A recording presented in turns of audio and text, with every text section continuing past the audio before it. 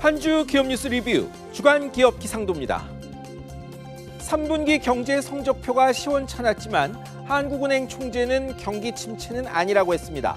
재정 중심 전면 부양책도 필요 없다 했는데요. 이 진단이 맞고 지금의 어려움은 일시적이기를 바라며 이번 주 기업 기상도 출발합니다. 첫 맑은 기업 한국전력입니다. 3분기 영업이익이 3조 원 넘어 3년여 만에 최대가 될 것이란 전망 나왔습니다. 2조 원 좀 안 됐던 1년 전 비해 57% 급증한 3조 1천억 원대가 될 것이란 게 증권가 추산이죠. 매출 성장은 3% 미만이지만 국제 에너지값 안정세로 비용 줄고 여름철 성수기였던 덕 봤다는 분석입니다. 그간 천문학적 적자 냈던 한전, 이제 4분기째 흑자인데요. 최근엔 사우디아라비아의 3조 규모 신재생 에너지 사업 최종 후보 오른 소식도 있었죠. 하지만 그간 쌓인 200조라는 천문학적 빚 줄여야 하는 문제는 여전합니다. 정부도 한전도 이 점을 고민해야 합니다. 다음은 유한양행입니다. 3분기 영업이익이 자그마치 작년 8배에 육박하는 기록 냈습니다. 545억 원인데요. 매출도 25% 늘어 6천억 원 다가섰습니다. 제약사 실적이 급개선되는 건 과거 코로나 백신 만든 미국 화이자에서 보듯 시급한 세약 개발에 상용화했을 때죠. 유한도 미 식품의약 청승인 받은 폐암 치료제 렉라자가 판매 개시 단계에 접어들며 받은 기술료가 큰 역할을 했습니다. 앞으로도 계속 늘어날 전망입니다. 다만 기존 약품 사업 매출은 사실상 제자리 걸음했습니다. 의정 갈등 탓이라는데요. 이래저래 갈등 수습이 시급합니다. 이제 흐린 기업입니다. 티머니로 시작합니다.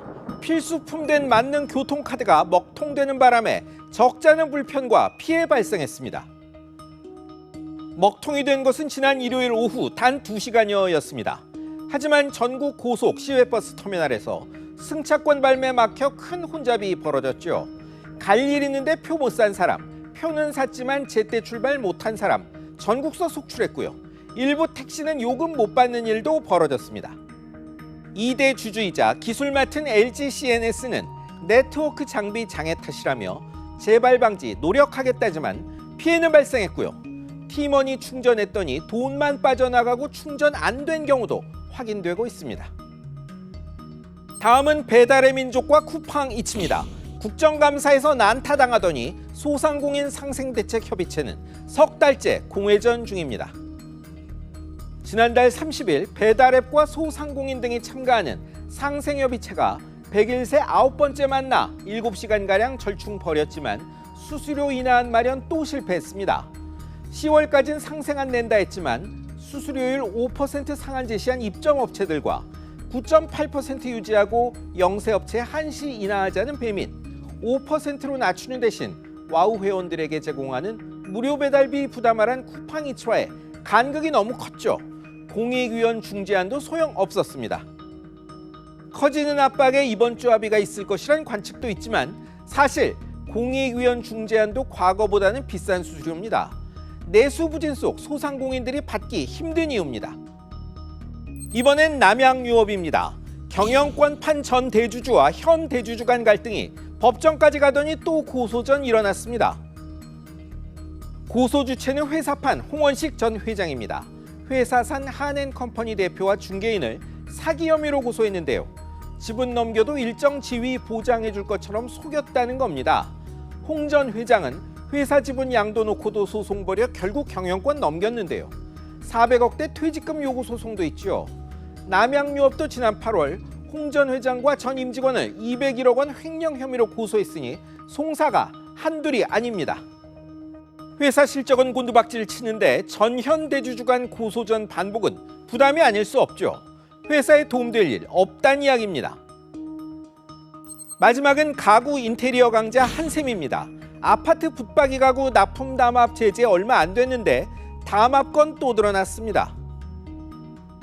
한샘 포함한 31개 업체가 10년간 아파트 특판 가구 입찰 담합으로 900억대 과징금 받은 게 4월인데요.